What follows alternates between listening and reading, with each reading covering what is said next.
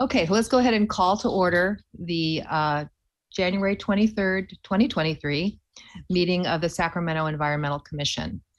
The first thing I'd like to do is call roll call, and then we'll go into introduction. So Jill, if you will please do that. Laura Nickerson. Here. Stephanie Holstitch. Here.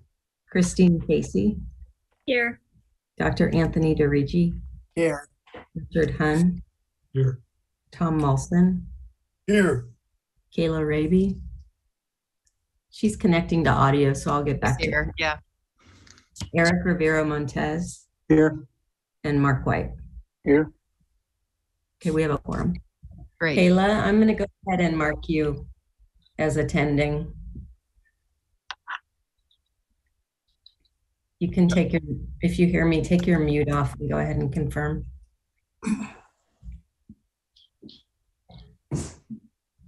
Okay, go ahead, Laura. We'll just move forward. All right. So before we go and introduce the rest of the commissioners, I would like to call everyone's attention to our newest commissioner. This is Christine Casey, and she was appointed to the Sacramento County by Sacramento County in December, and we welcome her here. I know that she does have a PhD in biology, and she is working, I think, for the California State Assembly Committee Consultant for Transportation. But if you would like to please tell us a little bit more about you, and then after that, we'll go around and introduce ourselves. Thank you, Chair Nickerson. And yes, that's essentially my entire introduction. Currently, I am a committee consultant with the Assembly Transportation Committee, working under the leadership of Chair Laura Friedman of the 43rd Assembly District. And I also, as Laura mentioned, have a PhD in biology from my previous life. I've been in California for about 10 years. I transitioned to working in policy from academia through a policy fellowship that placed me in the California State Legislature, and have been working on policy issues ever since for the last 10 years, and have a husband and 2 little kids and a dog and a cat, and I'm really happy to be here and excited for the agenda that I see coming up for the year, and looking forward to getting to know all of you as well.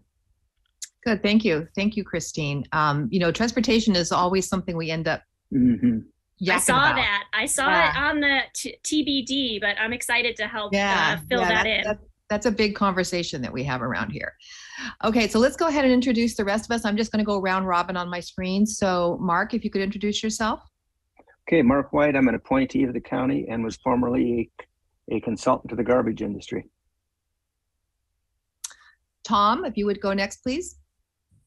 I'm Tom Molson. I represent Folsom, Ileton, and Galt, and I'm a retired Aerojet engineer. Thank you. Eric? You're muted, Eric, I think. Sorry about that. Eric Rivero Montes. I'm a representative for the City of Oak Grove, currently working for SMUD in their Environmental Services Group, focusing on climate change and greenhouse gas reporting issues. Thank you. Let's see, Tony. Yes, hi, Tony DeRigi. I'm from the city of Sacramento and a retired pediatrician. Thank you. Richard. Hi, I'm Richard Hunn, appointed by the County of Sacramento, and I'm a retired environmental consultant specializing in compliance and water resources. Thank you. Stephanie. Hi, I'm Stephanie Holstitch. I'm a senior environmental scientist with the State Water Board. I work on the Salton Sea project, and I previously worked for CDFW on the high-speed rail, California Department of Fish and Wildlife on the high-speed rail and in the cannabis program. Thank you. And Kayla. Hi, can everyone hear me this time? I'm not sure last time. Okay, great. Hi, my name is Kayla. I'm currently pursuing a degree in environmental studies and hope to go into the environmental field soon. Thank you, Kayla. My name is Laura Nickerson, and I'm the chair for 2023 of the committee. I've been on the committee since 2017. I am a recently retired registered nurse, and I also do wildlife rescue and rehabilitation here locally. And also for the speaker's benefit, let's go around and introduce a few of our other members that are here a lot. Jill, would you just please explain who you are real quick? Yes, I staff the commission. I'm the executive secretary at the Environmental Management Department. Thank you. And Janaea?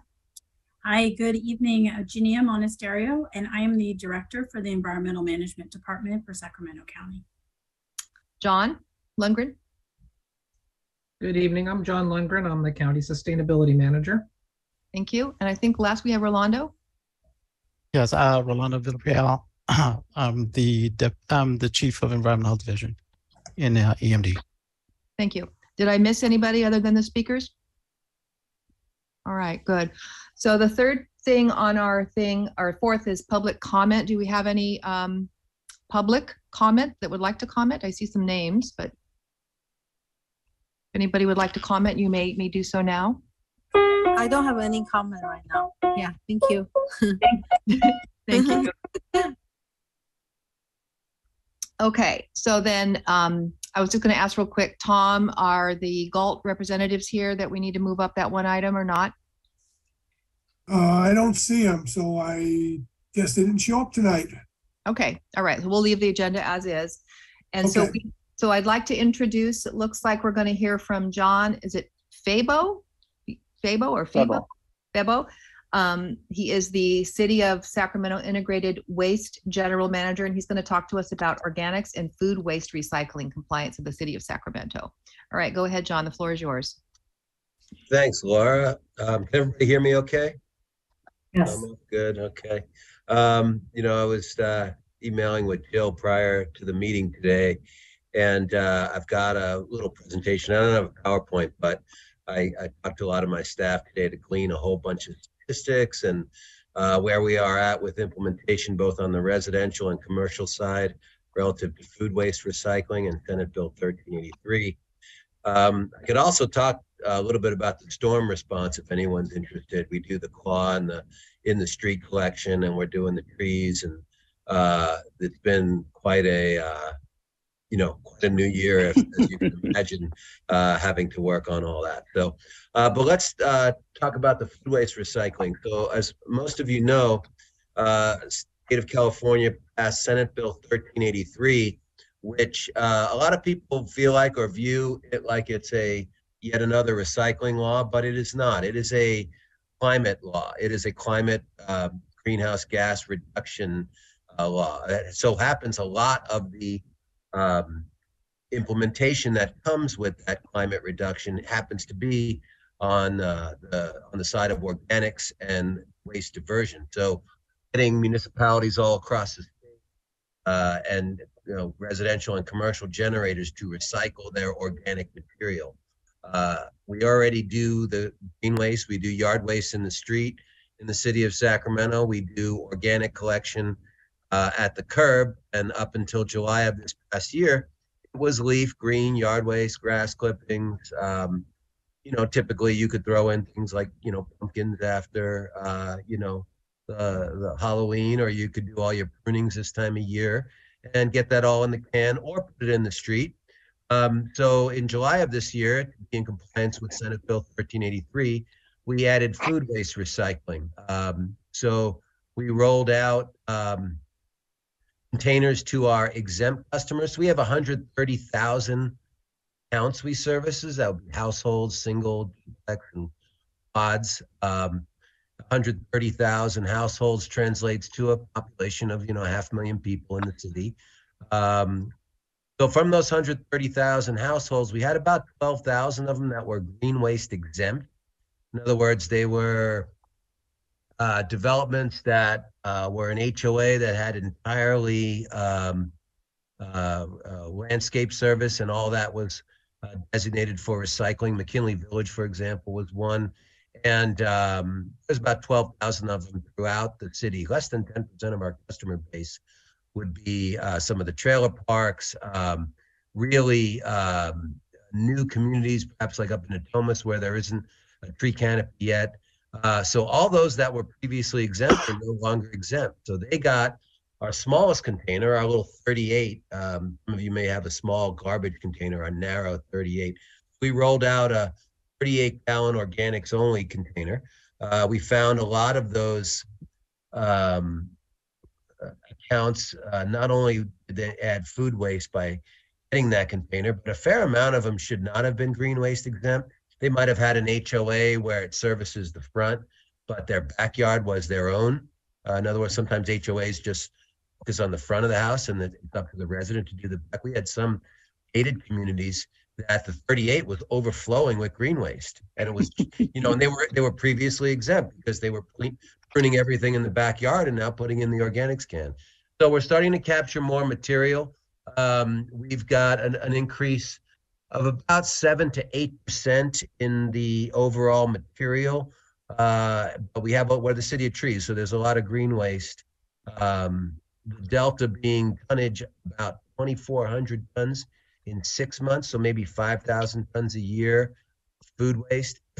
It's real early. We've only been doing it since July, so we can't say that we've got a full year of data yet. And there are anomalies with the year to year with weather and yard waste and green waste that fluctuates that could, make it more difficult to get an exact tonnage until we study it in a few years. So on the commercial side, there's Assembly Bill 1826, which is and Senate Bill 1383. Both actually have requirements for recycling paper, and with 1383, the organics, the food waste, and food soil paper. We are about 95 to 97% implemented on the commercial side, and about 90 and 95 on the multifamily, which is a little bit more difficult in some ways. We've had a few that complexes we had to sort of north wind along on this.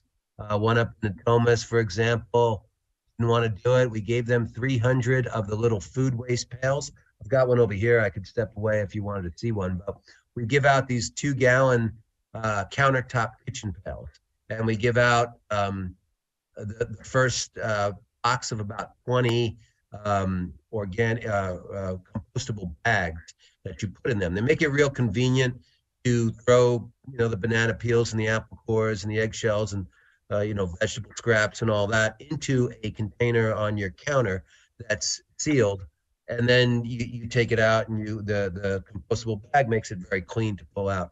We've got apartment complexes where we gave out over 200 of them to all of them, and it literally changed the minds of the general managers of the places to the point where they're like, wow, this is actually working. That said, there are a lot of challenges in the multifamily and the organic side of it. We did not do as some cities do. In Davis, they gave a pail to every household. Davis has, I think, about 20,000 accounts. We have 130, so we thought that would be a little presumptive and possibly a little bit wasteful because not everybody would want them or use them, and it's just a lot of plastic. We made them free.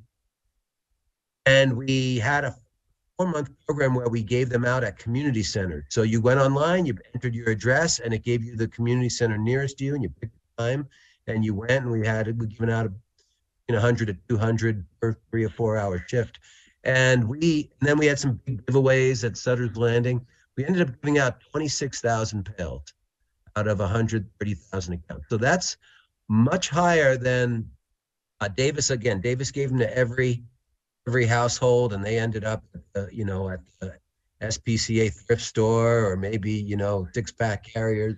Who knows what they got used for if they didn't, people who didn't want them. West Sacramento actually did what we did and through their private hauler, and only gave out about 15% total based of the in terms of the amount of accounts and the people that signed up and got them. We did we promoted it pretty hard, and we got over 20% so far, and we're still giving them out. So that was really successful. We've been commended by Cal Recycle for our educational material, and we are, in relative to compliance, really high up on sort of the spectrum of municipalities and where other municipalities are. The city of Sacramento is doing quite well on the SB 1383 and food waste recycling, not without challenges.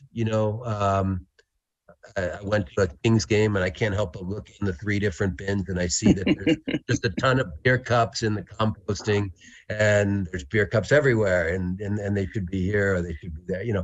So it's going to take time, but you know, we're fairly satisfied with the results. We have contamination protocol in our residential agreements that allow our contractors to claim if the material is too contaminated and take photos and go through a process to get a claim from the city. None of them have done that yet. That's a good sign. I don't know if the paperwork's too much or if the material is that clean, but it's a good sign.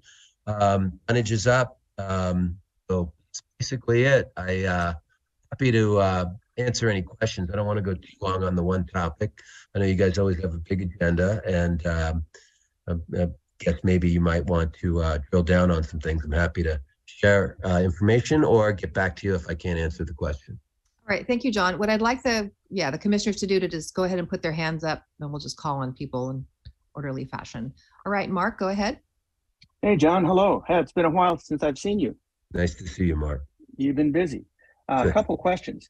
How is, and I know this is probably secondhand information, but your hand is much closer than mine. How is the county doing compared to the city? Pretty similar, especially on the commercial side. I don't know their numbers and their tonnage. And they've had to convert actually to weekly. We had one advantage over them. We were already collecting things weekly, and they had to reroute. So I don't know what their tonnage number is, but I know that their commercial and multifamily numbers are similar. They're in the 95 and then percentile. And they're actually in a favorable spectrum as well as the city on our recycle in terms of implementation. I was thinking more in terms of residential. Commercial's been going on for quite a while. Sure. Residential, I don't know their numbers. Again, we're almost 100. We're 99% implemented. We have a couple outliers. I think they're similar, but I know they've converted from bi-weekly to weekly. But fortunately, I didn't reach out to them. You know, my counterpart over there that I run a lot through retired over there. So, and the last few weeks preparing for this presentation, I hit my own step up. I didn't hit them up. I've been busy trying to keep the streets clear and pick up stumps and branches. But anyway. Last question is, Sure. You mentioned the contamination, potential contamination in the waste stream. Are you guys looking at all doing maybe even a little mini waste sort of those green bags sometime? We have not yet. We would probably venture that with Agriman, our primary contractor. We have 3 contractors. About 65% of our stuff goes to one contractor because we're mostly south of the river in terms of our service area. We could venture something like that in the future, but we have not yet. Again, we're only 5 months into it, so sure, pretty early. Thank you. Sure. Thanks, Mark. Commissioner Christine, you're next. Thank you. Thank you for the presentation, and hello to your cat this evening. I have 2 questions. The one is related to the commercial entities.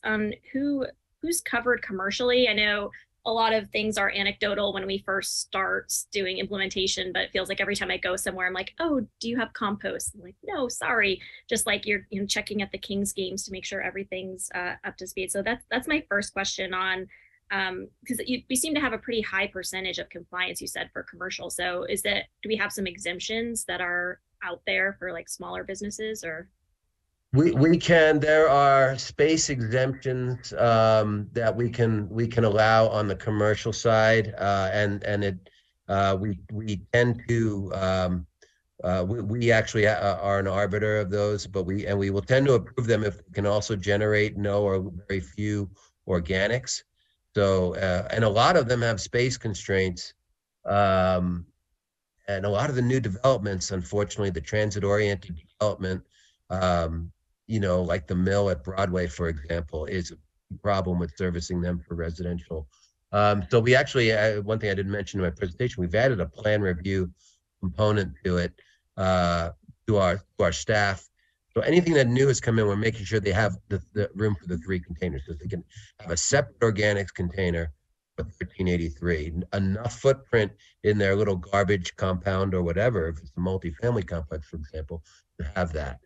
So that's the other thing. Ironically, the one user group that's a little behind is actual state offices, which we don't service. So we The city don't service any commercial. We don't even regulate the state. So it's funny because Cal Recycle can come at us and go, well, you're not doing this. I go, well, yeah. I mean, the biggest, most egregious example of not getting it done is actually your own offices. But I actually bring my pail into work and make everyone use it and then take it home every week. So I'm trying to get us there. My second question is, you didn't mention it, but I know this was part of 1383, and I don't know if this is your department. How are we doing with the food recovery requirements? Sure. So we're doing that on a regional approach with all the other cities, Citrus Heights, Elk Grove, and everybody's contributing. We have a consultant. We're only at the stage of doing the capacity analysis, but we all move forward regionally together on that, and it's a big lift.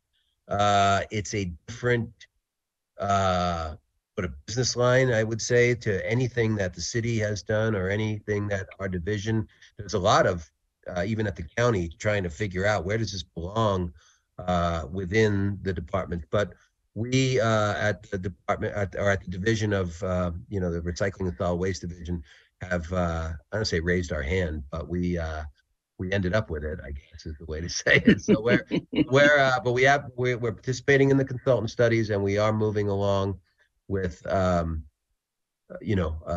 basically everything that would involve first the capacity analysis, then the second step, which is determining what businesses you need and where, and then actually going out and feeding it with money and the program. So great, thank you.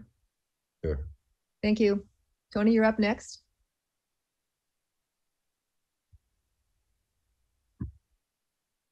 Hi, John.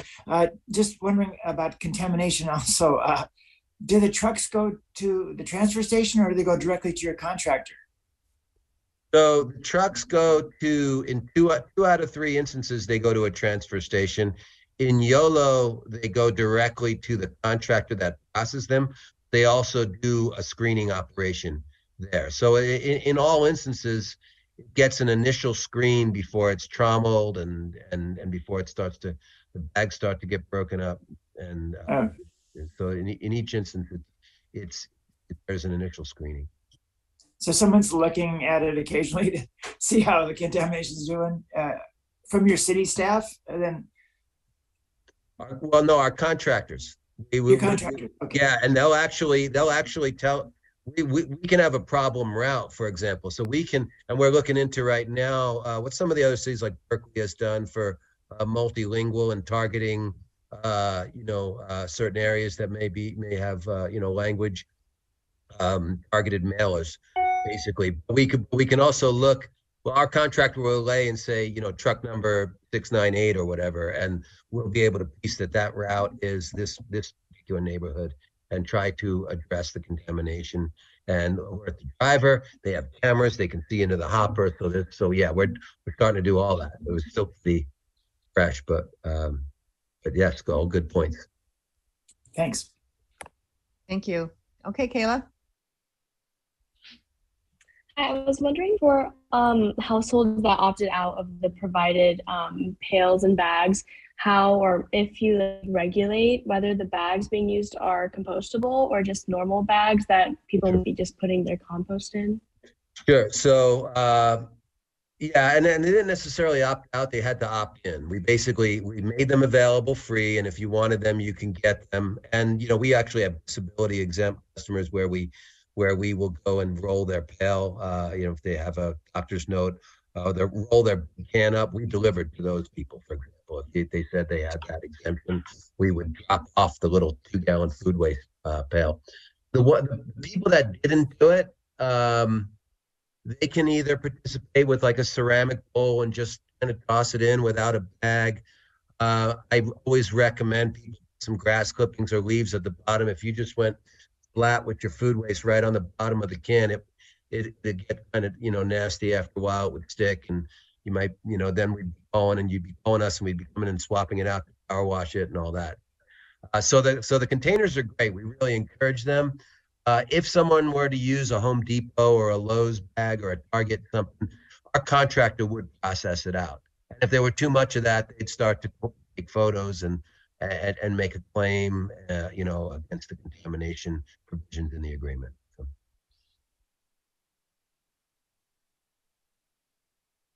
Was that it, Kayla? All right. Yes, Thank you. Eric, go ahead. Yeah, I actually just had a question around the compostable bags. I know I was talking to somebody at work and they were saying that some types are allowed, some types are not. Is there certain markings that we should be looking for? Or is there, I mean, as long as it says compostable? Yeah, our website says, and I think it's like BPSE certified. It's got a little thing on the website. I'd have to look it up and get it. But there is it's something with a BPSE or BPSE or something, and it's on there. It's on the bottom of the bags that you can buy in the stores. We usually give them out, you know, the first 20, the box of 20 with the container. We always give, when you get your container, your first, try to get people hooked on it, because it was a big difference. I started doing this years ago, and we did it in a ceramic bowl, and kind of had the same issues where I was like saving the grass clippings and the, you know, the yard waste and putting that in first. Then when we got the container with the bag, made a big difference. Is that it, Eric? Yep. Okay. Any other questions from the commissioners or members at large there? No. Well, John, thank you so much. In listening to you, I recall we had a lecture last year or sometime about and it went into the amount of methane that is produced off of the organic waste that's sitting around, not actually being composted. It was shocking the amount. So you guys are doing good. Yeah, that's the motivation, is to not let the stuff go anaerobic and bury it before you can actually aerate it and process it, and replenish the soil. You know, desertification is kind of you know, another movement that this ties into, which is you're taking your soils aren't getting replenished, basically, right. and composting and all this organic matter is a big help. So good. Well, thank you so much. Sure. Very much appreciate having you. Just seeing everybody. Sorry I didn't make the bed. I'm in the apartment. I'm down in SoCal, actually, and I got the cats are sleeping. They come to every road That's trip. okay. They're welcome. Yeah, I didn't realize I had a blurred screen in my earlier meeting, and I didn't see that. I could see that need to. No problem. No problem. Thank you. The apartment. Thank you, guys. Have a great meeting, and I'll jump off. Thanks, John. All right. Have a good evening. Bye. Okay. Number 6 on our agenda item is a presentation on the Environmental Management Department Programs Update, and that's going to be given by Rolando Villarreal, Chief of Environmental Health, and Michael Mayer, who is Chief of Environmental Compliance. Go ahead, guys. Hi, good evening, Commissioners. I'm going to go ahead and defer to Michael for the compliance side of the house. Well, I can get started here. I'll go ahead and give an overview, and then we'll move on to, I think there's a natural progression in the presentation, and then we'll have Robert Duncan here. He's the Deputy Chief, and then Rolando as well. But for those that don't know me, my name is Michael Meyer. I'm the Division Chief for Environmental Compliance, Sacramento County's Environmental Management Department. And today we're going to give that presentation. I lost the presentation though, Jill. Thank you. Can everybody hear me okay? Okay, thank you. So the Environmental Management Department, next slide, please. We're a specially funded department, 100% fee supported. We have about a $21 million budget overall for both environmental compliance and environmental health. We conduct about 28,000 countywide inspections.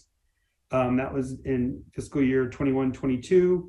We have about 113 full-time equivalent, specially trained, registered environmental health specialists and support staff. And that consists of about 31 programs, and we'll walk through those so everybody knows what programs we have here. Next slide, please.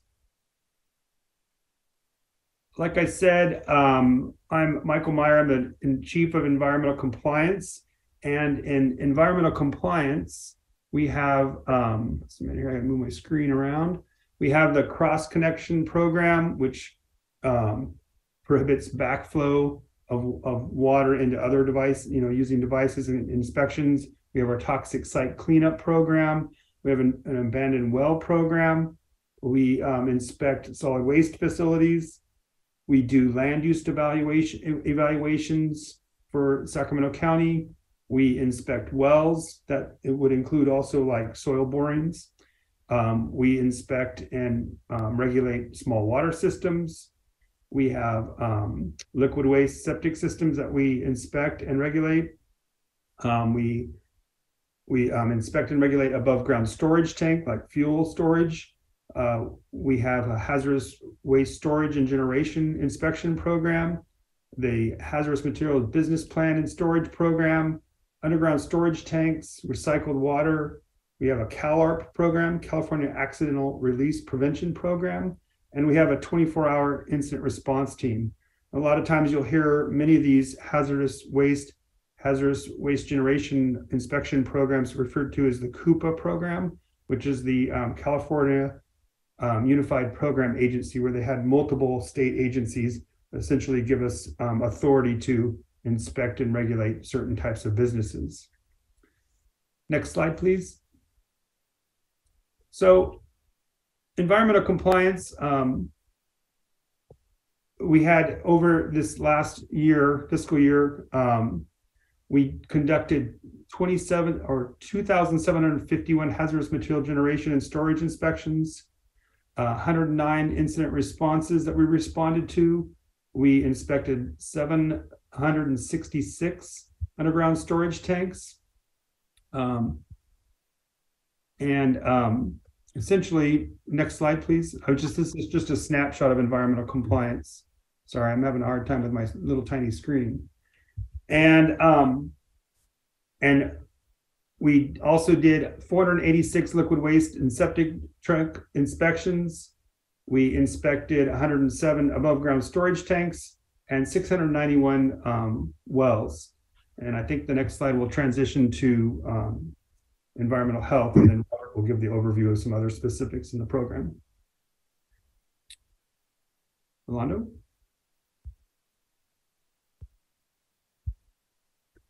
Forgot to take myself off mute. Thank you, Michael. Good evening, commissioners. So the Environmental Health Division oversees a number of programs that are significant in protecting public health, food protection or restaurant inspections, which you may be familiar with, the green, yellow, and red placarding that you often see posted on a window or a door of a restaurant is one of our biggest programs. Mobile food facility, which are your catering trucks, recreational health, which is the inspection of public pools and spas, tobacco retail inspections, lead illness, which is investigating lead illness complaints such as children that have elevated blood levels that are referred to our division by public health. Of course, there are detention facilities, inspection of our county and local jails. We do have a body art program, which is the inspection of the tattoo shops, medical waste, cottage food operations, employee housing. We also have a waste tire program, which is the inspection of tire facilities or businesses to ensure that waste tires are properly stored and disposed of. Plan review, which will review plans for new restaurants, markets, a pool or a spa to make sure that it meets the current health and safety code requirements. Next slide. So just a quick, snapshot. So last year, environmental health specialists or inspectors conducted over 2,400 pools and spa inspections, over 500 tattoo inspections, and over 14,000 food inspections. Next slide. We also conducted 5 detention facility inspections, 30 employee housing inspections, and 733 waste tire inspections. Next slide. So what's new in environmental health for this year? We have Senate Bill 972, which took effect in January 1st of this year. It is a new type of mobile food facility called a compact mobile food operation, which expands on what type of operation and or menu that can be conducted in a cart, so a little food cart. The intent of the law would allow street vendors to join the regulated business economy.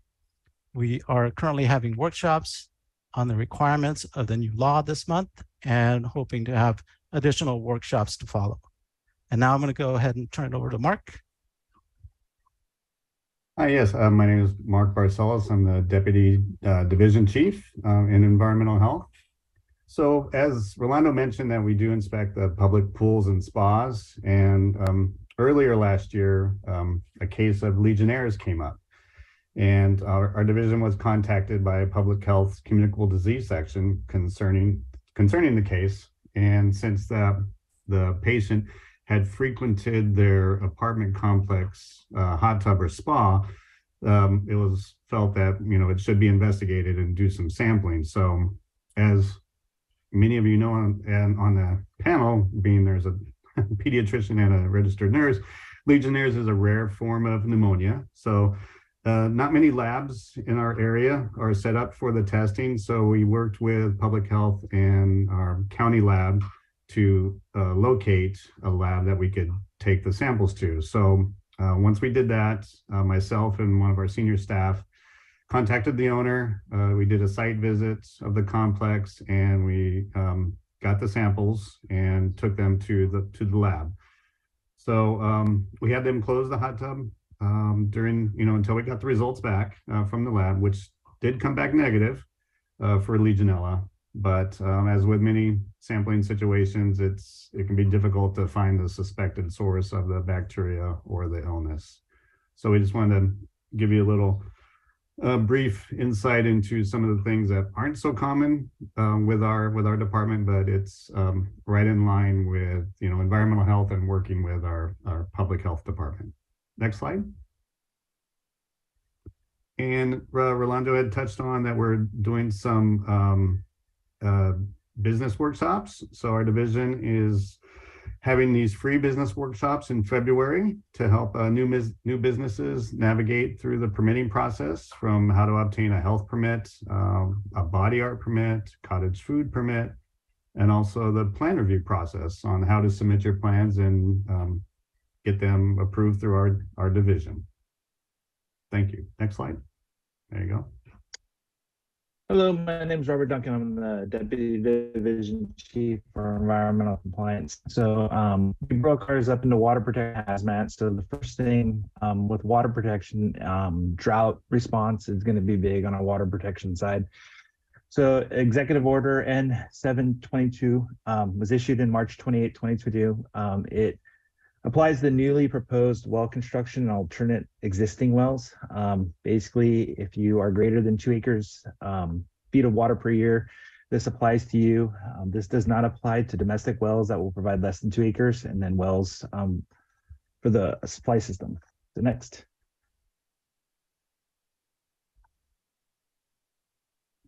So what this executive order has done is it has modified our well permitting process. So if someone comes in and would like to get a well for a permit, they're going to have to go through some more kind of steps to get this process. And one of them is having a California licensed professional geologist or certified hydrologist to go look at their well to conclude the extraction of the groundwater from the proposed well will not interfere with the production and functioning of the existing nearby wells. It also is not likely to cause substances that would impact other infrastructure.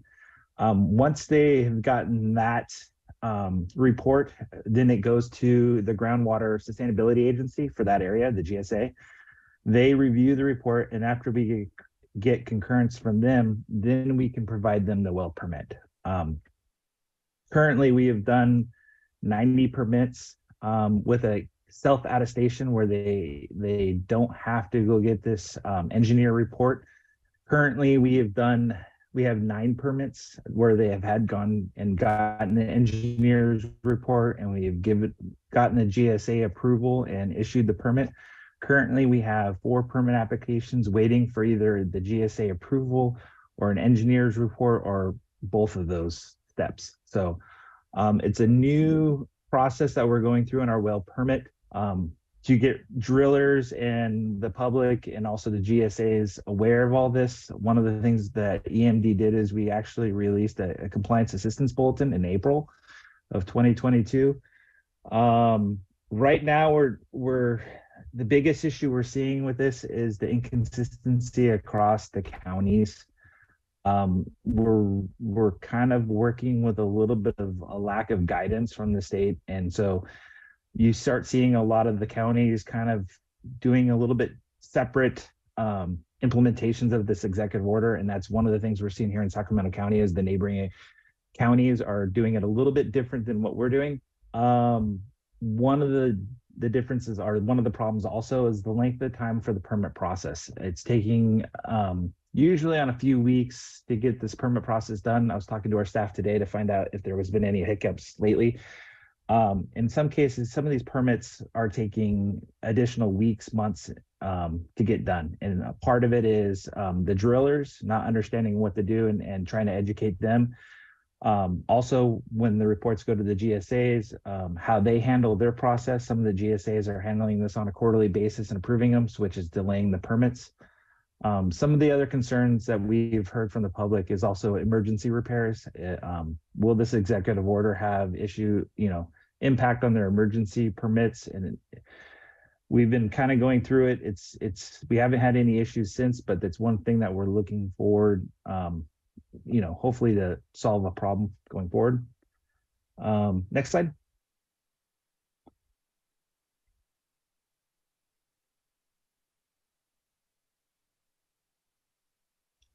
The other part of our drought response is dry wells. Dry wells are not currently permitted in Sacramento County per county code. Seepage pits and septic pits systems are excluded from this dry wells under the county code. One of the things that dry wells have a concern, or we have a concern with dry wells, is basically they're a conduit for polluted stormwater getting into the groundwater. Dry wells have a very good benefit. They do recharge groundwater, but we do have a case actually in Elk Grove where there was a dry well put next to a car wash. And so basically you've put a conduit where we do have potential contaminated runoff coming from this facility, getting into the groundwater, potentially polluting groundwater. So we've been working with the GSA liaison for Department of Water Resources for the county. We're trying to come up with a solution because right now with the county code, we're not permitted to approve dry wells, even though some dry wells have been permitted from other agencies. Unfortunately, right now with the county code not being updated, the installation of any dry wells, there is a penalty associated to it, $10,000 per day for the property owner that puts in the dry well. But we are working with the GSA liaison with Department of Water Resources to come up with kind of a stopgap until the state can get us some regulations and guidance so that we can update our code. Right now, we're looking to hopefully get that done by 2023, maybe early 2024. Next slide. And then this is just a map of showing Sacramento County and the wells and the liquid waste systems or our septic systems throughout the county. We have over 20,000 water well systems within Sacramento County, over 90,000 monitoring wells, so borings and geotech borings. We have 20,000 septic systems. We do over 100 pumper truck inspections per year, and we respond to over 50 complaints per year. Next slide. So the second part of the environmental compliance is our HAZMAT program. It's the Certified Uniform Program Agency. We are certified by Cal EPA.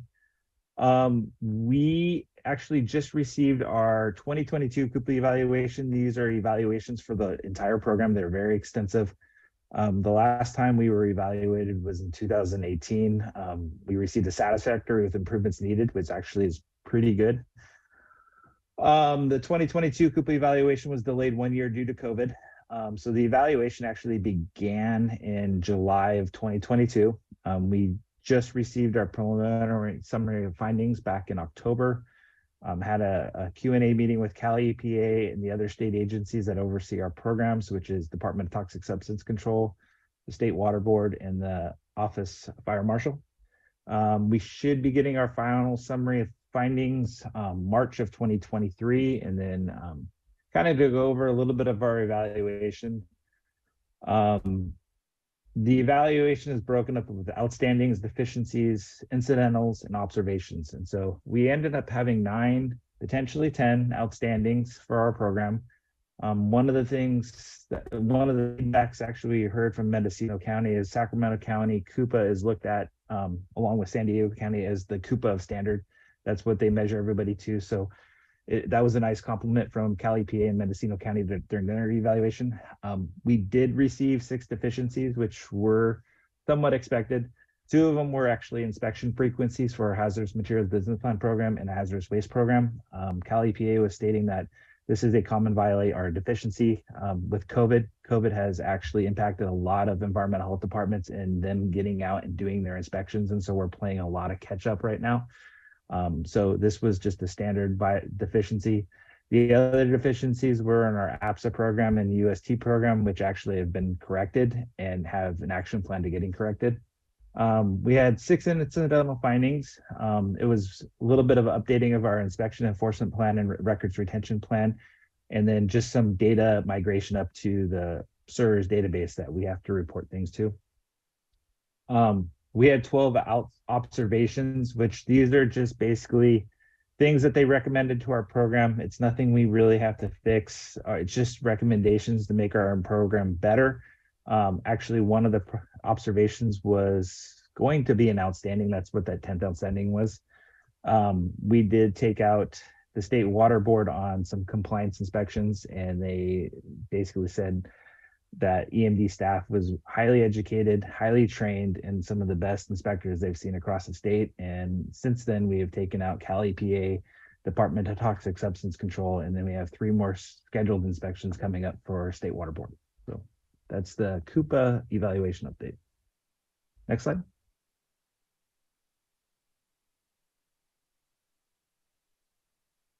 I think that's it. I think this is essentially the end of the presentation, and we're going to stick around and answer any questions anybody may have, or any one of us, either environmental compliance or environmental health.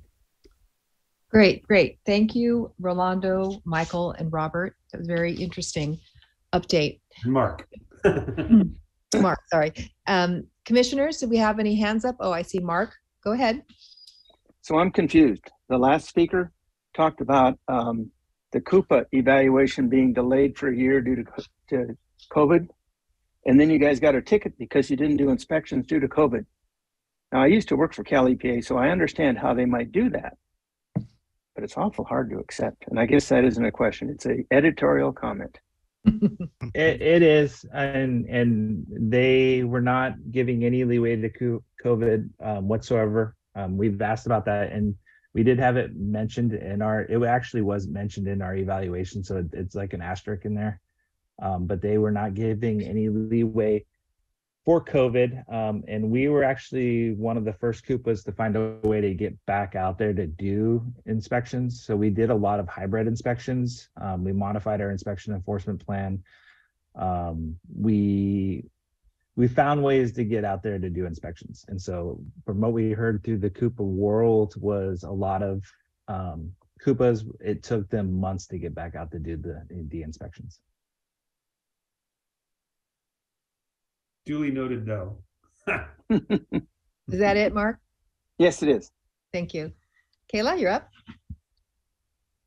Yeah, I had a question about something a little early on in the presentation. You guys mentioned like following leads and doing investigations on high lead levels in people who reported it.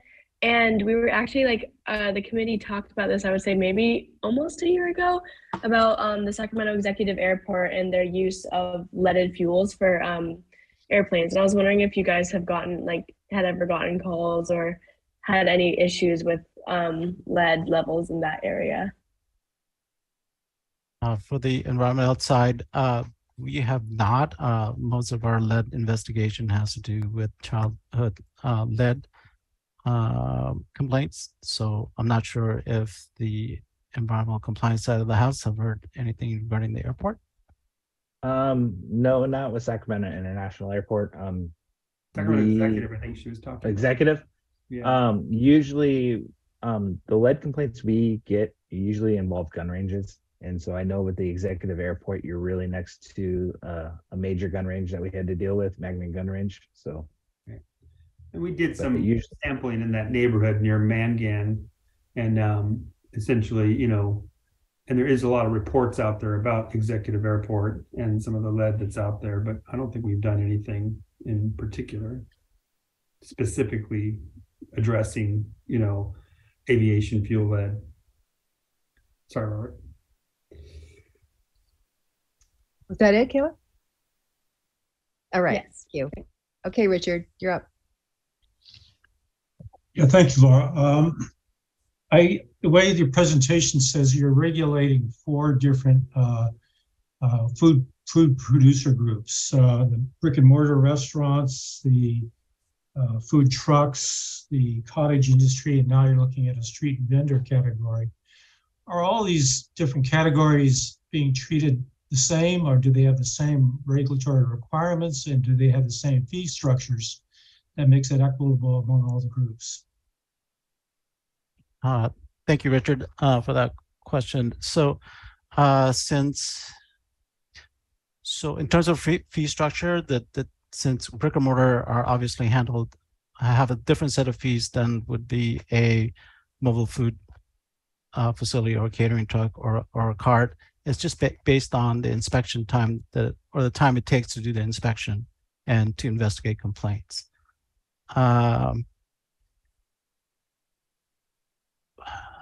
In terms of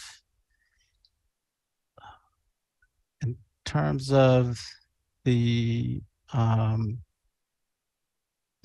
actual programs, you know, the state pretty much, you know, have it in different types of categories, whether it is a restaurant, cottage food, and a mobile food.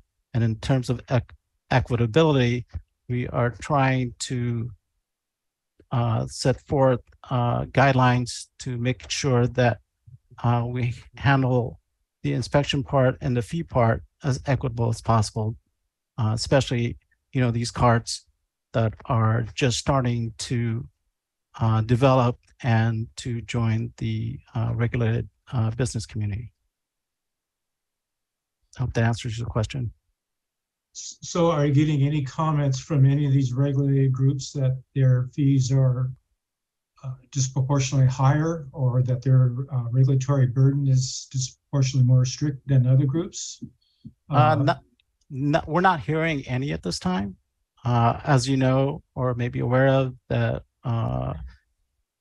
Environmental Health, or EMD, has not raised their fees on food facilities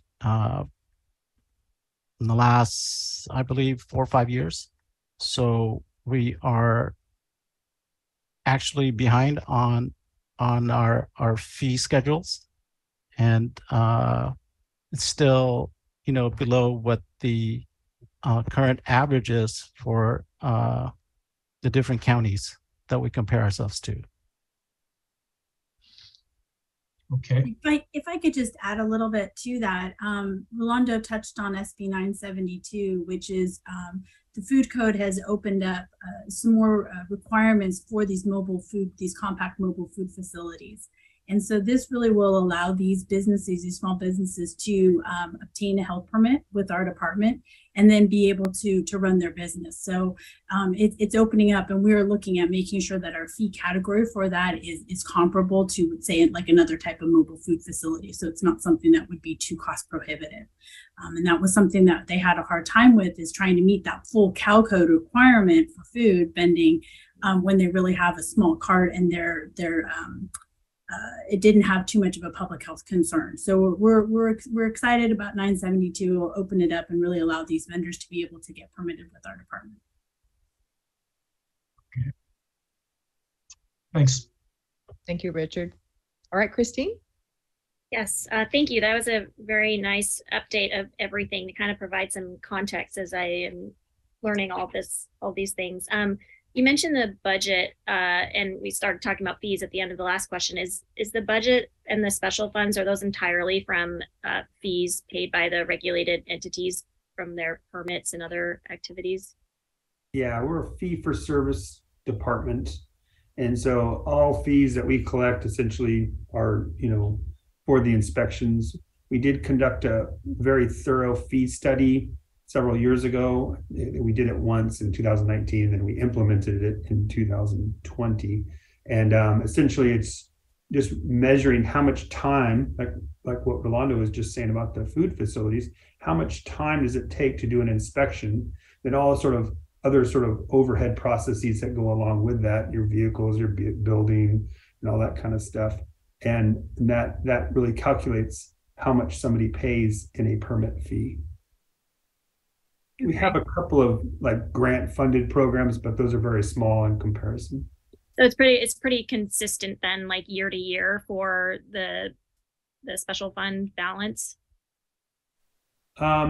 Just that, yes, it is pretty consistent. There's times where we have right now we're converting our database from an older antiquated database to a newer database. And so we're incurring some additional expenses.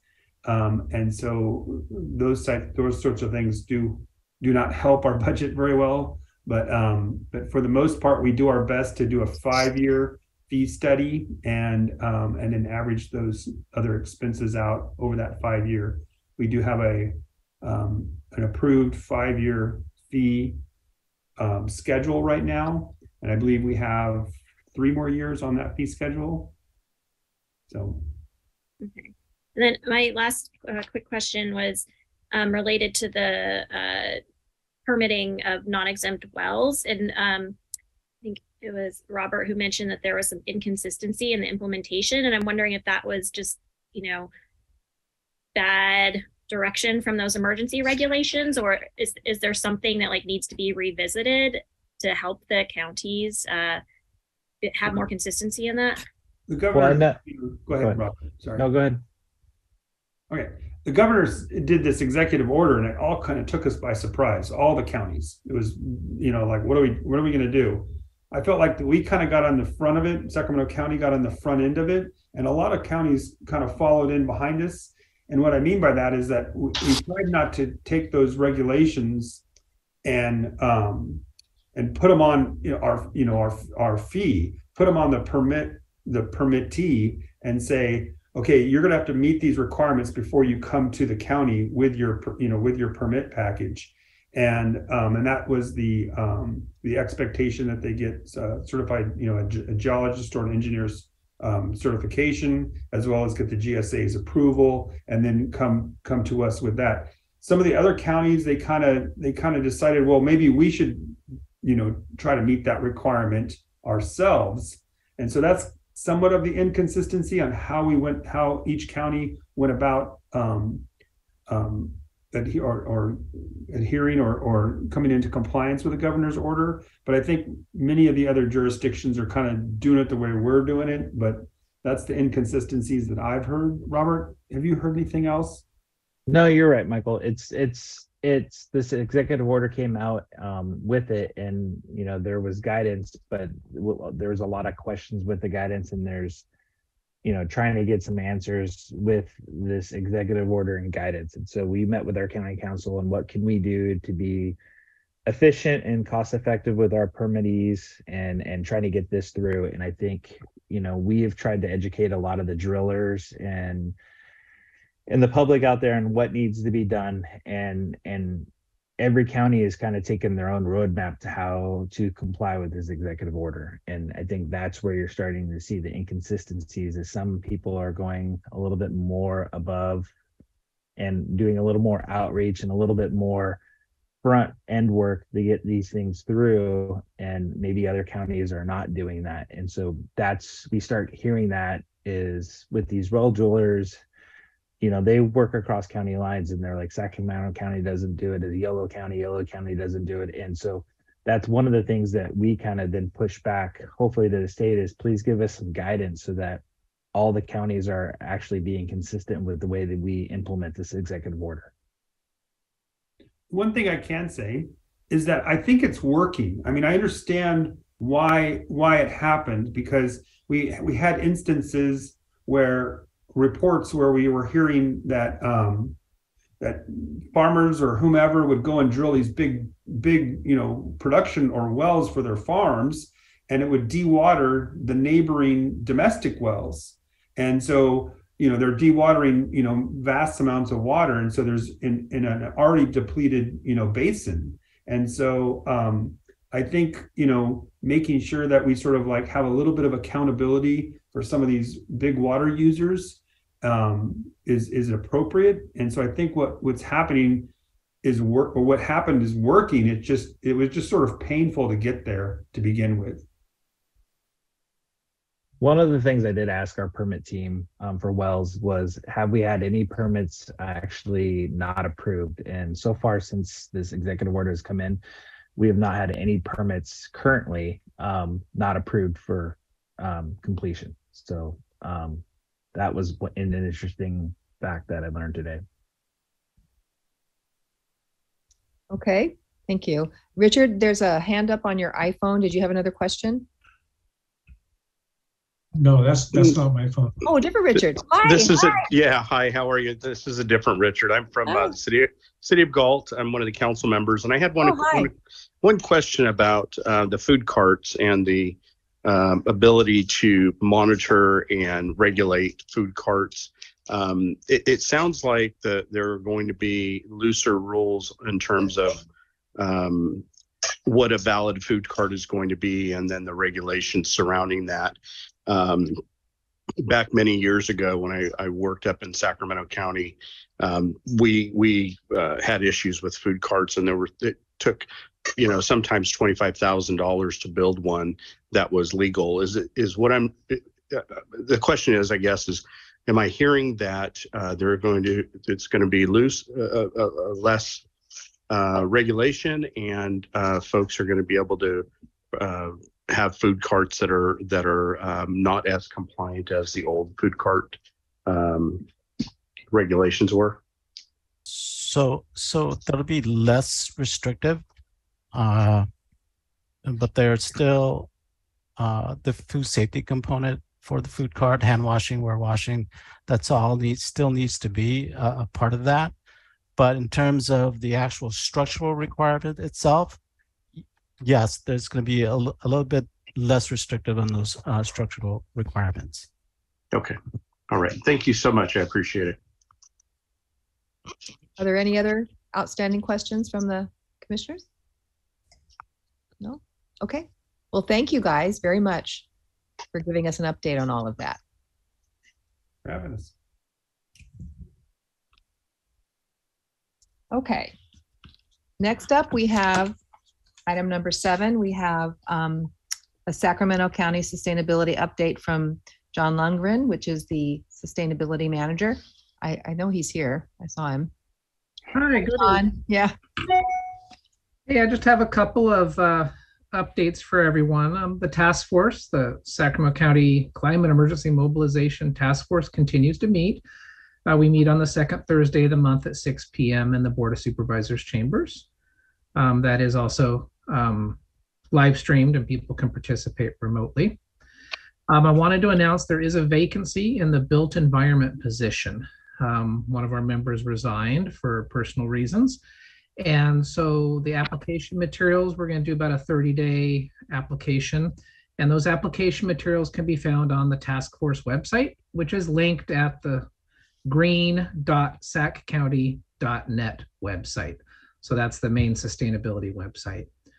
Again, that's green.saccounty.net. I'll throw that in the chat a little bit later.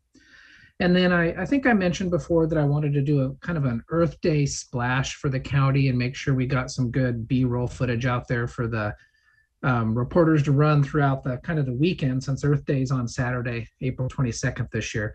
And I do have, my big idea was to deliver about 10 yards of compost to a community garden using a clean fuel Sacramento County dump truck. And things are falling into place there. I've been working with International Rescue Committee that manages a few community gardens around the county, and it's looking like we'll be able to pull that off. And the reason I bring that up is this is related to the presentation we heard about organics, because everyone has these contractors. You heard that Agrimin was brought up as one of them. And so with all this organic diversion we're doing, we're creating compost. So part of this will be to highlight that whole circular economy of, diverting the organics from the landfill, turning them into compost, and thereby making community gardens a vibrant part of our community. And then we can hit on equity with International Rescue Committee and how they are helping by, having refugees that can participate in the community and grow culturally appropriate foods for themselves. So we're hoping to have a nice media splash to do on a Thursday. That's when you can have the best chance of getting cameras. We'll hand them out a one sheet of all the great events the county is doing or participating in throughout the weekend. And so that's kind of the big plan. And then lastly, I just wanted to update that the Civic Spark Fellow that we hired, Alex Heron, is doing a great job. He's a really fantastic person. And he's making great progress on our 2021 greenhouse gas inventory. And so it's not out for release yet, but I can tell you energy consumption is going down as we would expect and hope. We still have work to do on vehicle miles traveled, no doubt. And with COVID and people working from home, our employee commute numbers are atrocious because the best way to get people to take the bus, let's get real, was when you work downtown, you had to pay for parking. And so now when people aren't having to come downtown every day, they find street parking. Street parking is a lot cheaper, by the way. And so we know that there's going to have to be a lot of work done around employee commute and kind of beefing up, making that something that people want to participate in for reasons other than it costs a lot to park. And so that's just a little insight into where our thoughts are leaning forward to how do we take that inventory and use it to help us guide our actions and our policies. So ICLEI ClearPath software, and Alex has actually had them, we're the first in the world. They're having to reprogram the software to account for all of the renewable natural gas that the county purchases. So all of our vehicles that use natural gas, it's renewable natural gas procured out of the state program for that. And so they didn't have in the software a way to, quote, have us get credit for buying that renewable gas. Indeed, it still puts out greenhouse gas out of the tailpipe. It puts out carbon dioxide, but the life cycle of a renewable natural gas is that carbon wasn't taken out of the ground. It was captured from organics recycling, for example. And so we've been working with ICLEI to find a way that we can get some credit for that so that that renewable natural gas doesn't have the same carbon footprint as if we were producing or using fossil natural gas. And so that's just a little update. We think probably in the next 2 months, we'll have a public draft of that inventory out for people to review and comment on. It's not like an EIR where public comment's mandatory. We just know it's the best practice. And so, many eyes, we're not afraid of that. We want people to look at it because really it's to help us inform policy making. It's not, this isn't to help say thumbs up or thumbs down for a project. So we're going to be very transparent with that. That's the end of my comments. Thank you. Thank you, John. Hey, so Stephanie and I met with Timothy Irvine and the vice chair. She's a high school girl. I can't remember her name. Supriya Patel. Yeah, very bright young lady too. We met with them briefly. He just wanted to kind of connect with the commission and to find out really what we are, what we do, that kind of thing. So he may come forward to the commission later on if he has anything that he needs our input or support on. But I guess he's the chair of that task force. That's right? Exactly. Yeah. So he's been elected chair. I did pro tem chair for a couple months till they got their sea legs, and now they're off and running. Tim's doing a great job.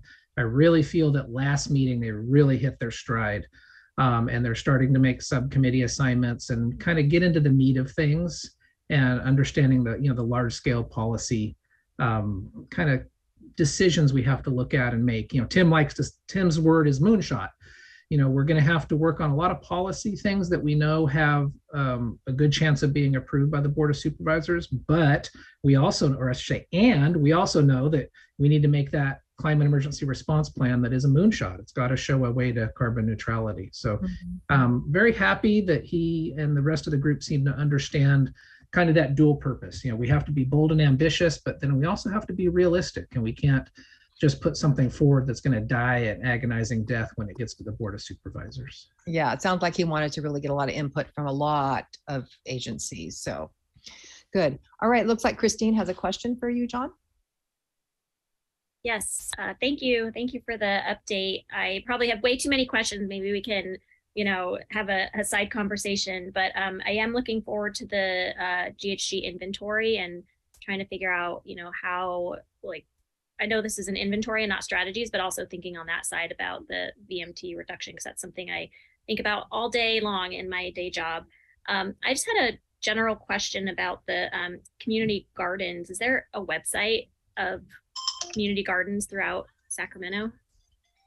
Not that I'm aware of. I'm learning a few, basically how I found International Rescue Committee is I was out doing public outreach for a different project, putting sidewalk stickers in Arden Arcade, and I saw one there at a church. I called the church and I said, hey, I'd like to know more. And they said, oh, it was too much for us to run. We gave it up to this great person at International Rescue Committee that runs it. One thing led to another. Now I have this relationship. And so I just know there's this one at, I think it's Arden and Morse, Shepherd's Garden, I think. And then they're establishing one at Howe Park. And then just over the bridge in West Sacramento, they have a very large one over by the lighthouse development. Not too, you just take the, not the Tower Bridge, but the other one just across the river and hang a right. I'm not familiar with any other ones in Sac County though. And so we're probably going to target Howe Community Garden if they have that up and running.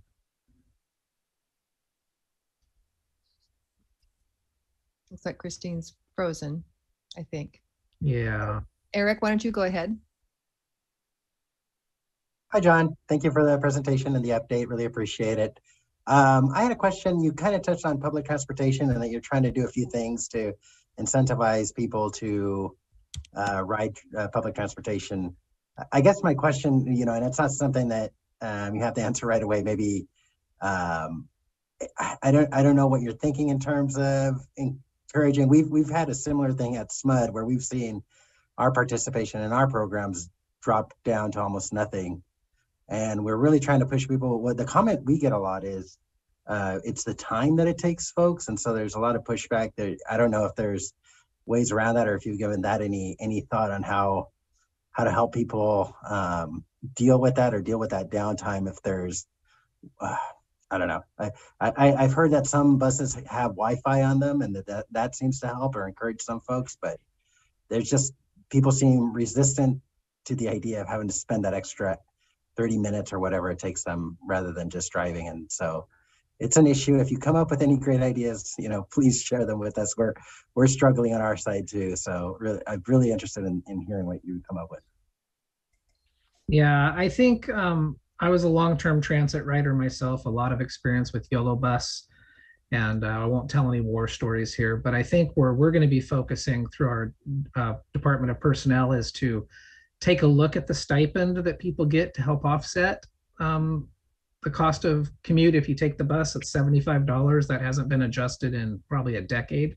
But more importantly, I think, Eric, the strategy we want to use is maybe start, instead of just, hey, take the bus, we want to maybe get people talking about neighborhood carpools, ride matching, things that can save that time where you actually aren't taking that extra half an hour because you're commuting with your neighbor. That's what got me off the bus, was commuting for a short time with my next door neighbor, and that was wonderful. And then the county offers preferential parking when you are a carpooler. If you're a registered carpool, then you go top of the list at the county parking garage, and it's a lower rate to pay for your parking. So that would be my suggested strategy, because it is very difficult to say, well, everyone except me, needs to give up 30 minutes of their day each side of the commute. And so we're looking at those alternative modes beyond transit. So carpool, rideshare matching, maybe microtransit. Of course, I'd like to see us enhance our bicycle and parking and shower facilities. We do have them, but they're not the greatest and the security is not the best. And so I know at the state, the new building they just put in, they put those bike parking racks first and foremost. When you come in the building, they really highlighted that it's a desirable place to put those bicycles. They're safe and secure. They're inside the building. So we'll be exploring that. The big change I'd say is we actually have people in personnel that are interested in doing this, and they understand it's part of their job now. Where coming off the last down economy, as we know, programs were cut to the bone and just there was no space for that. But now there's an understanding in DPS that it needs to happen, not just for the environment, but recruitment and retention. Because the county is also having a recruitment and retention issue, as are all employers. And so we're really exploring teaching all those other ways to get to work to enhance your quality of life, besides being a single occupant in a vehicle and having to put up with that commute. Thank you. Just a quick follow-up. Do you have a certain goal that you're shooting for, a certain number of, like a percentage or something? You know, I don't personally. I'd have to look at the climate action plan. I believe there might be some goals in there, and they might be, you know, when they come out with the next draft, they might be, you know, firmed up even more, but I don't have anything specific at this point in time. In fact, I do know there is in the climate action plan. I just can't bring it to the top of my head. I'll take a look. Thank you. Christine, I see that you're back. Did you have any further questions for John? No, and I caught most of his answers, so I am good. Thank you. Sorry for the connection issues. That's all right. That's all right. It happens. All right. Well, thank you, John, very much. Thank you. My pleasure. I'll put the webpage in the chat, and Christine, I'll put my contact info for you and anyone else in the chat. Thank you. Thank you. Number 8 on our agenda is to approve the minutes from November, actually November 28th. So first off, are there any requested changes or edits or additions or deletions on the minutes? I had a question. Yes. Somebody asked something about the misspelling of Tony's last name. It seemed it was spelled 2 or 3 different ways in the minutes. And I just wonder if we caught all of those misspellings. Mark, I will check that, and if not, I will correct it tomorrow. Thanks. All right. That said, I move approval. All right. I'll We have a second. motion. We have a second. I'll second. Thomas seconded. All right. Let's go ahead and take roll. Jill? Mark White. Aye. Richard Hunn. Aye. Tom Molson. Aye. Laura Nickerson. Aye. Eric Rivero Montez. Aye. Stephanie Holstage. Aye. Dr. Anthony DeRigi. Aye. Kayla Raby. Aye. Christine, I'll go ahead and take your vote. I don't know if you want to abstain or. Yeah. Got you down for abstaining. Thank you. Thanks. Okay, minutes are approved. Number 9 on our agenda is going to be an EMD director's report from Janaea. So go ahead, take it away. All right, evening everyone. So I just wanted to give a couple updates. The team there for environmental compliance and environmental health did a fantastic job summarizing what we do and some of the things that have been going on recently. So some of the new events that we have that EMD is occupied with. So I just want to give you all an update for the winter storms, the flooding event that occurred over the last 3 weeks. EMD is still connected with and working closely with the EOC. We did start that process very early on, knowing that while we're not so much in the response phase or in the immediate of what's happening with the flooding events, that we would be very valuable coming up with the recovery. So we did a thorough review of our website and updated all of our guidance documents. Some of it was just cosmetic, changing 2017 to 2022, 23. And then other things were adding any new requirements. One of the things that we did add was swimming pools, what to do with swimming pools when they get too full, and how do you discharge the water from there and where can it go? So we wanted to update that guidance. We also took some time to translate it into Spanish so that we would have that available too, working with the PIO office, getting that over to them so it can be distributed out to the various places. All the lessons we learned in COVID, we got to be able to take it forward. So we had mass messaging email lists that we were sending out guidance documents and information for what to do when you lose power, what to do when your septic tank floods, what to do when your water well might be contaminated. Those are the 2 main things, food safety, wells, and septic systems. So we were very busy over the last 3 weeks getting ready, and we're ready moving forward for recovery efforts. So we are reaching out to a lot of our businesses and making sure they have the information they need to recover. And then of course, providing other information for funding and other types of recovery efforts that they may need. So we're going to be continuing that over the next couple of weeks. EC, environmental compliance, talked about the CUPA evaluation. It's a long process. I don't know if anyone did the math, but that was almost a year of being in that evaluation mode. It takes a lot out of you. There's a big period of time where the state agencies ask for a ton of material, and I mean just probably 50 documents per facility, and they ask for about 50 facilities. So all that has to be compiled, pull out of our system, sent over to them for review. There's a lot of back and forth. They're asking questions. And in addition to EMD providing support to the state agencies, not just because of the evaluation, we do it year round. We do that with training. We also do that with other CUPAs around the state. And so we're known for that, that we'll take out anybody who wants to come, they can come. We'll provide information to them. We'll provide them with information so they can start their programs up, improve their programs, and then also be able to do the inspections and really have that great information. So we'll do that, whether it's state agency or another county. The other thing I wanted to mention is the retail food waiver program. So in 2022, we did provide through an ARPA project through the county. It was approved by the Board of Supervisors for a retail food waiver, which is for all the retail food facilities, except for a small handful, large markets, and then some one-time permits. Those were excluded, but other than that, all other retail food permits received a fee waiver in 2022, and that has been extended into 2023. So all food facilities will have another year of a fee waiver. So a lot of businesses are really happy to see that. Every little bit counts, and they can take those funds and use them for something else. So that will be something that we'll be providing in this year coming up, and we're doing a lot of outreach and letting people know that as well. And that's the EMD update. Any questions for me? I have one. Sure. When you waive the fees, what for 2 years, what sort of impact does that have on your overall budget and your ability to not raise fees sooner? So in 2021, when we went to the board with our fee package, it was in the middle of COVID, or COVID had really taken a hold. And so we decided at that point not to raise fees because those businesses were disproportionately impacted. And so we didn't raise fees at that time. So these ARPA funds, they're not full cost recovery, and we've taken other measures to be able to bridge that gap.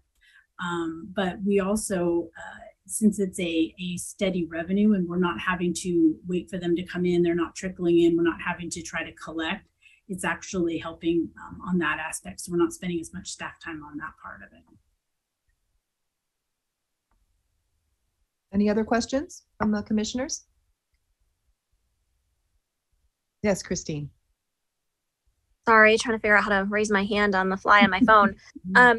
Do we have updates on like the storm in general in terms of like costs, and particularly, I don't know how they split amongst different departments, but how much maybe like the environmental department activities or whatever may be affected monetarily?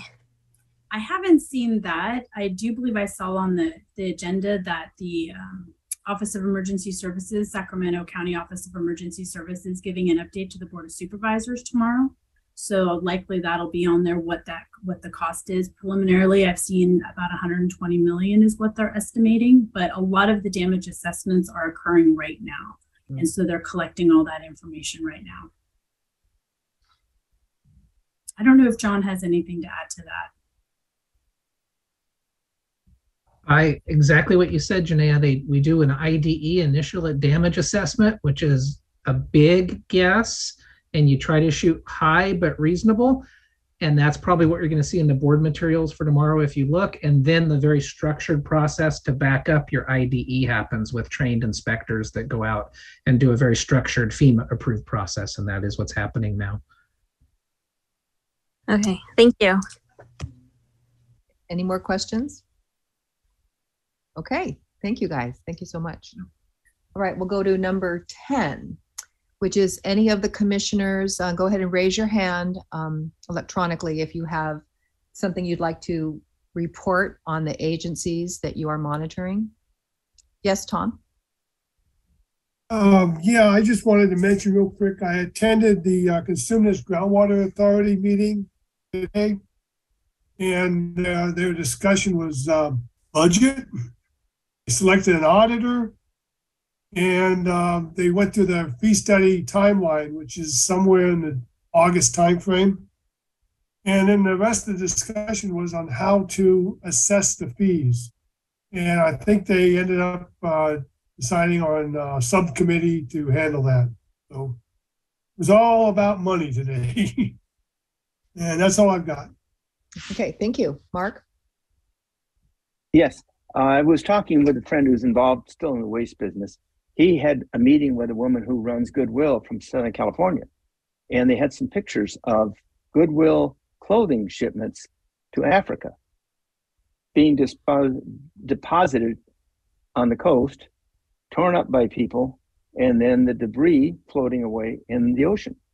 So there's a real concern that's becoming stronger that Goodwill and others that are shipping things overseas, like we used to ship recyclables to China, we included a fairly significant percentage of trash. And these shipments include a fairly significant percentage of trash. So we may be seeing something come up one of these days that are going to target this problem. So just let me clarify then, Mark, they're sending clothes over like as a humanitarian yes. effort, and then they're just getting trashed and thrown back. A lot of it's getting trashed and thrown back in the ocean? No, at this end, Goodwill and others, many others do this. They bale the clothing to make it cheaper to ship. And in that bale, there is trash. Oh, I see. And we don't know if it's included intentionally or slipped in, somehow by error. I see. Really, but there's nobody's regulating their activities. Nobody's regulating this end at all. Yeah. And the other end eventually is going to become kind of a stain on California. Mm-hmm. Mm-hmm. Oh, interesting. Okay, thank you. Thank you. Anybody else have anything to report on their agencies that they're monitoring? All right, great. Thank you. So now we're getting into the commissioner comments, and we wanted to discuss whether or not the commissioners all wanted to pitch in, since we didn't have our December or spring or whatever dinner, luncheon, whatever the last 2 years, if we wanted to instead, the money that we would have put into those meals, donate to get a purple sensor for a Galt High School. Am I correct, Tom? Could you clarify that? Isn't that what we're trying to do? Well, yeah, let me give you an update on what's been going on. I put together a PowerPoint back in November, I think. I sent it out. Yeah. And in December, I met with both high school Rotary Interact clubs and to see if there was any interest on their end. And apparently there was. And the timing couldn't have been better because Jill sent me out that grant application from the Air District, Sacramento County Metropolitan Air Quality Air District, to they were offering 100 units to Sacramento City high schools. Well, it turned out they were managing the program, but the city was paying for it. So obviously the Galt high schools were not included. So we were not eligible for that grant. We found that out after the fact. So anyhow, in my presentation, I offered both clubs. I said I'd throw in $25 to both clubs. And what I did after I found out we were ineligible was I sent an email out to the school board, Galt City Council, and I believe maybe county supervisor, just to tell them what was going on with the grant and everything else, and telling them it was a nice program, and attaching the PowerPoint I did to see if they wanted to throw in some, a couple donations also.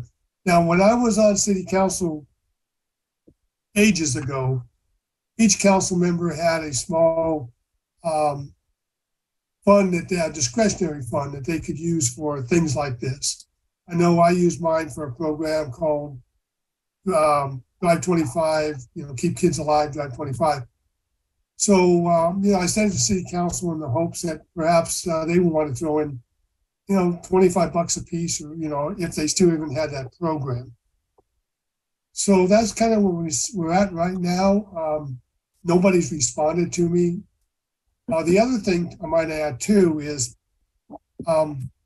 since that's a Sacramento City only program, perhaps the city appointed commissioners, and they're free to use my PowerPoint presentation. They could also approach high schools and middle schools with that program, with buying a purple air sensor. Kids seem to get a kick out of it, especially when I pointed out that if you go to Google Maps, one of the layers on the map is air quality, and the air quality comes directly from those purple air sensors that I'm talking about. That's kind of where we're at right now. Looking for donations, basically. Right. So they're about $300 to $350 a piece, right? Yeah, I'm using the $350 figure simply because they're $300 for the top of the line, the $250 for the 2 to 5 year throwaway, and the $300 for the ones that you can actually maintain. So I used the $350 number just to make sure we had enough to cover shipping, handling, or anything else. And then that's per unit. Would you do it at if the commissioners got the money to you, would you get it for the Galt High School? Is that what your first thing would be? Yes, it would be. Yes, it would be for one of the two high schools. Yeah. Yeah. So if each of us pitched in around $30, that's 30 times 8. That's 320. There you go. We'd have one right there. Yeah. So we don't have to vote on this. This isn't a voting issue. It's really a matter of willingness of each of us to donate. And I know, personally I am. And my question would be, could we just Venmo it to you, Tom, and then you just gather it up and purchase one and give it to them? I have no idea. I know that the funds would probably be funneled through the Rotary, the Galt Sunrise Rotary, to the Interact clubs. I think is how it would work. Okay. And the only thing I know is my wife's the treasurer, and other than that, I wouldn't know how to get the money in. Okay. Well, it looks like we have a question. I can certainly find out and email everybody. Okay, that would be great. Looks like we have a question from G. Malson. Go ahead.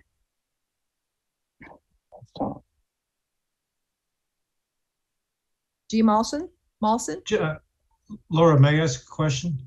Sure. I was going to suggest, why don't we compile the amount of dollars that we want to commit to this, and we can maybe report this to Jill, and she can tally it up, so at least we know how much we're able to commit to, and then we can take that amount to Tom, and he can tell his constituents, this is what we're willing to contribute, if they can match it, or see what else is necessary to make it happen. Yeah, because they have to install it, they have to maintain it, they have to commit to it also. So at least we can move forward. We can move forward and at least get our amount fixed internally. So send what we are able and willing to donate amount to Jill. Send it, or at least just commit to it. At least let Jill know how much individually we want to do it. And there's no obligation that anybody does it. If somebody doesn't have the funds or doesn't want to do it, that's okay. Agree. Yeah, this is Grace Malson.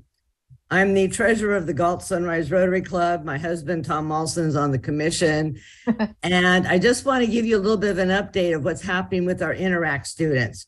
We had a meeting last week with Galt High, and the students are still interested in the project.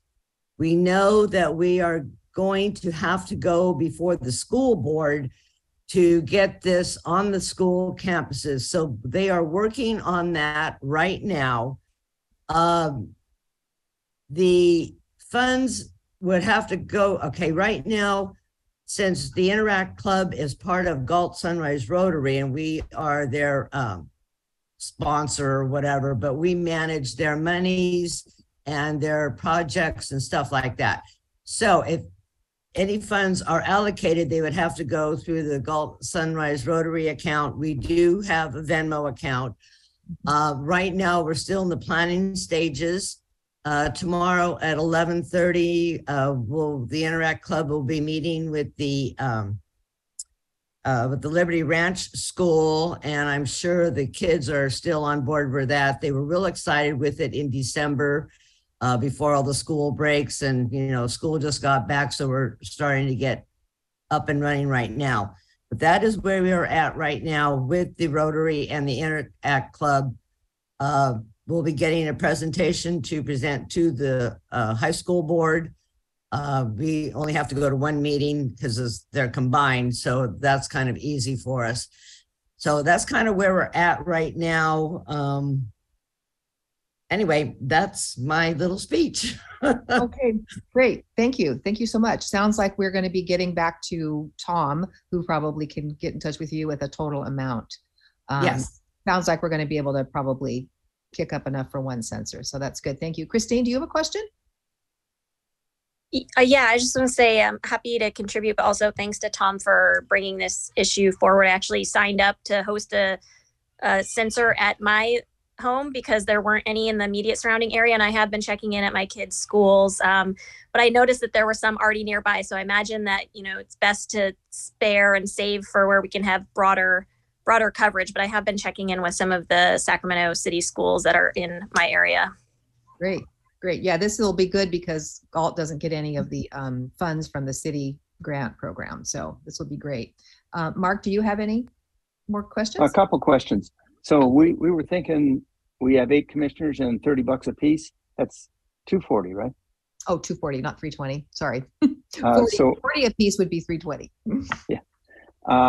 But I mean, that's just an aside. I guess the question is, does Tom's estimate include installation and maintenance?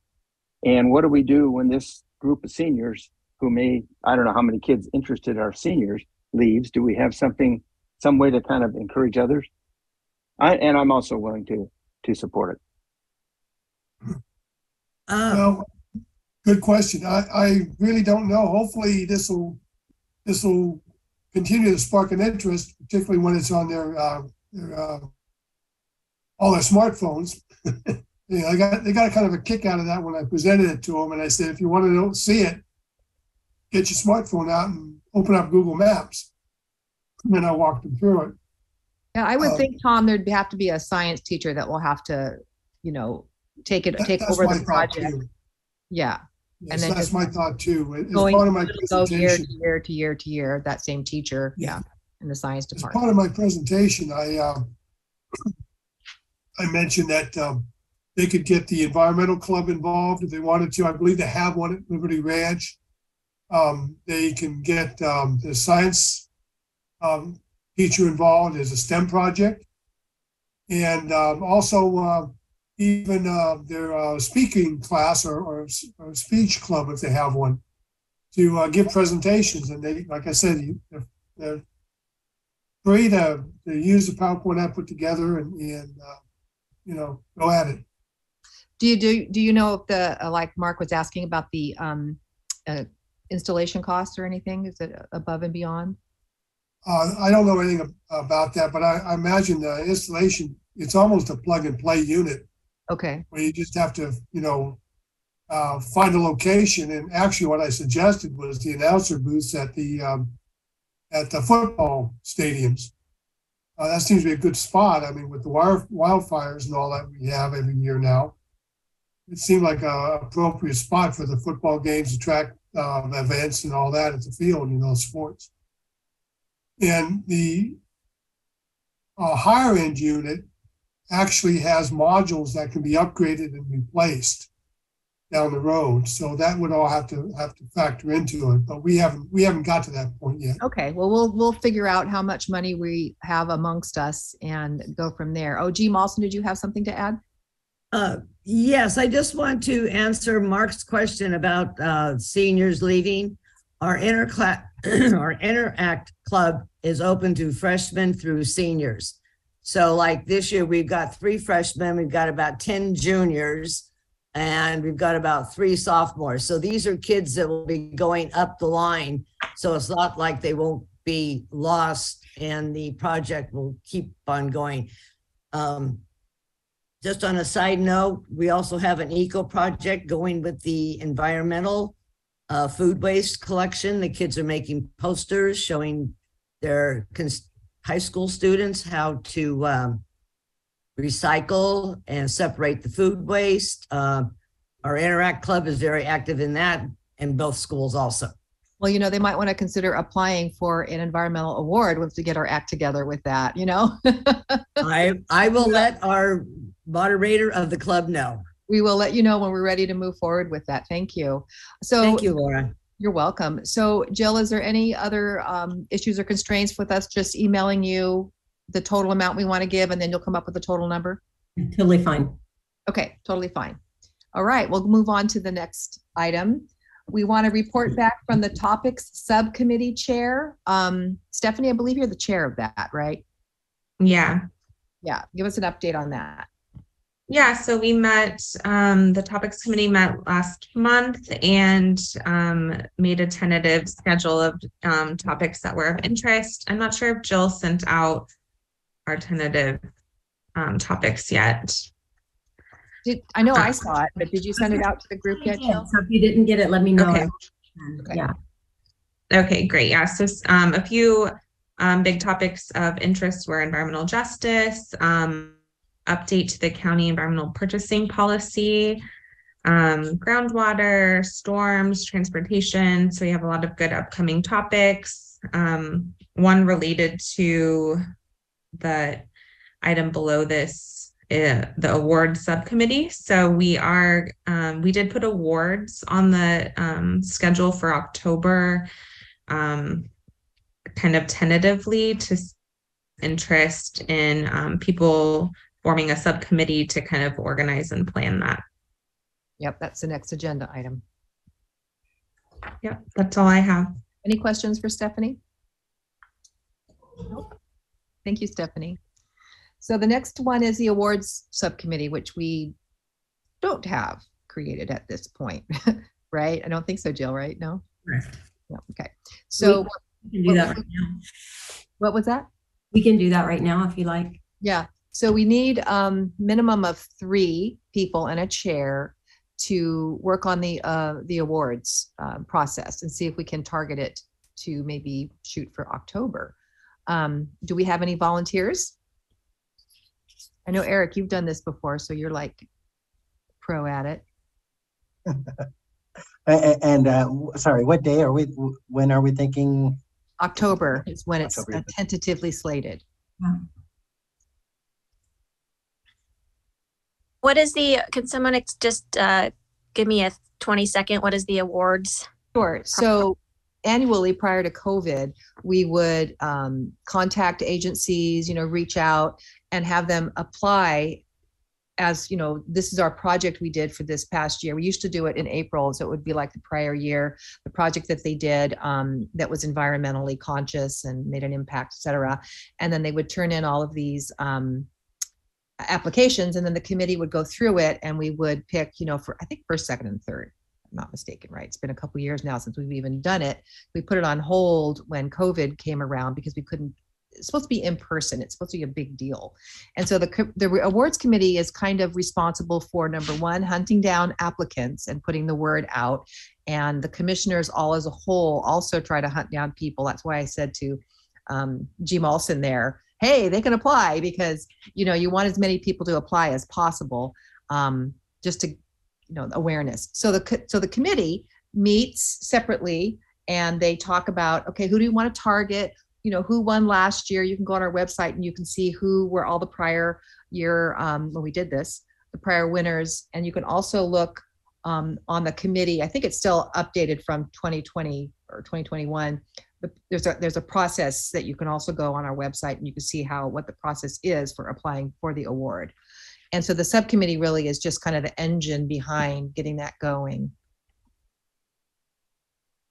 And then we do kind of a fancy presentation. We did it at the Board of Supervisors chamber, but I don't know if we're going to be doing that anymore, just at EMD. But anyway, and give them the award. So it was really nice. So we're looking for, like I said, 3 people, 1 chair, total of 3 minimum, to work on this committee to see about moving forward with this, because it really is a lot of fun. I'll volunteer. Okay, Chris. I'm chair. But happy to help. Okay, Tom? To give you a little background on the awards too, the first year it was done was at Earth Day at Sacramento State.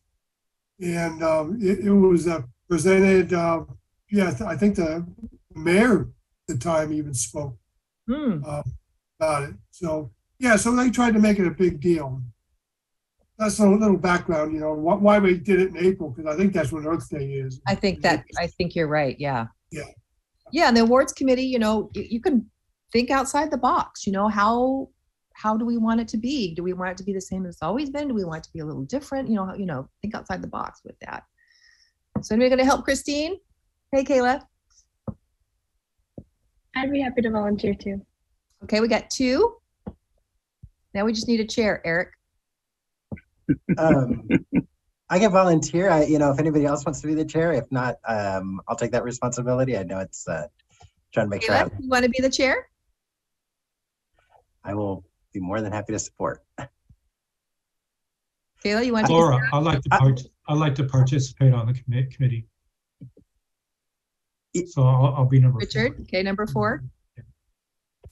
So again, Kayla, we can figure out. You want to be the chair, or you guys want to talk about it? Yeah, I'd be willing. Who will be chair. Yeah, we did a good job of distributing it, the actual workload amongst all the commissioners. Regardless, it's not like it was just on the chair to get. No, the chair just really reports at the meetings, basically. gets the meeting put together. But you guys can just start, get your first meeting together and go from there. All right. So did you get this, Jill? We have Kayla, Richard, Christine, and Eric. Got it. Thank you. Chair to be determined at a later date. Okay. Any other questions about that? Great, you guys. So we're almost done here. Just want to remind everybody, our next meeting will be Zoom, February 27th. And then March, we're going to be in person. So everybody's got to figure out how to find the place at EMD and get together. And we'll order pizza, Mark, okay? And the bus arrives 3 minutes after the meeting starts. So that. The what arrives? The bus? The transit. Yeah, I figured out how to get from Sacramento to the meeting, and it's 3 minutes after the meeting start, which is very helpful. Okay, all right, good. Yes, Stephanie. Yeah, sorry, I just wanted to add a quick update on the webpage as well. Jill's having IT do the website in chunks. So some of the topics have been updated with the new links, and it sounds like she's going to be giving more pretty soon to be updated. Okay. I funnel a few categories to IT to update links every week. So just small chunks. Okay. So there's nothing we need to do anymore. It's really now just a matter of IT slowly uploading everything. Okay, great. Thank you. Right. And then maybe looking at it once it's done and see if we have any small changes. Sounds good, Stephanie. Thank you. Thank you for that update. Eric. Yeah, just wondering, are we getting rid of the Zoom option entirely? And I'm asking more for the presenters. I imagine that it's very convenient for them to call in, and then it gives us more flexibility on who we can bring on board. So just wondering if we're still planning to have I'll have Jill talk about this. There's some legalities around it. Yeah, that's a great option. Presenters, there's no requirement that they be in person. So yes, Eric, we will have Zoom available for presenters. As far as commissioners, we're back to the Brown Act rules. And if you, it states you can have 2 meetings that you attend, not in person. If there's a very good reason, they list those reasons out. They're very specific.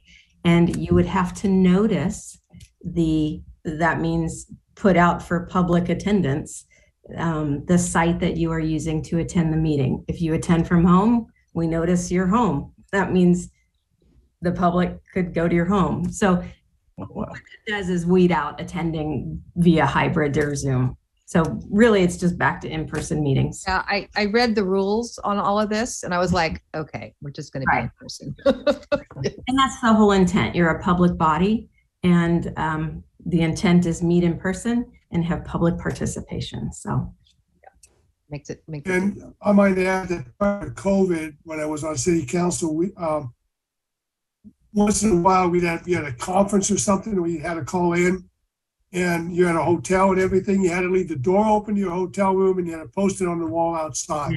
Yes. Yeah, so it was public, even if you're remote.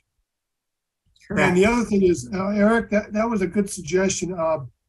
I've noticed that a lot of the council meetings now and the meeting I attended this morning also had a Zoom option for public comment, so they don't have to drive all the way in to make a 30-minute or 30-second comment and all that.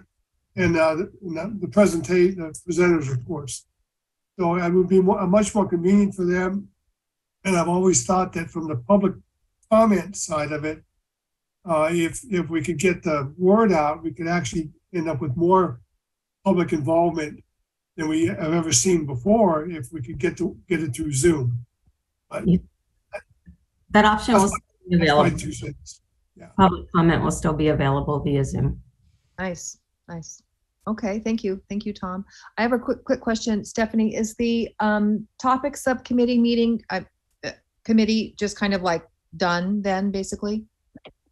Okay. Yeah, last year we only met once, and I'm assuming this year as well. We have alternative ideas. So if something doesn't work out, there's other people that Jill can contact. All right, great. So then the only active committees going forward we have are the awards subcommittee, and then we're going to send the money donation amount we want to send to Jill, email, and then we have the is that it? I think that's it. Those are our only two active things right now. Oh, reporting on agencies. I was going to note if there are any open agencies that we could have Christine monitor. Christine, what we do is all the commissioners have one or two agencies.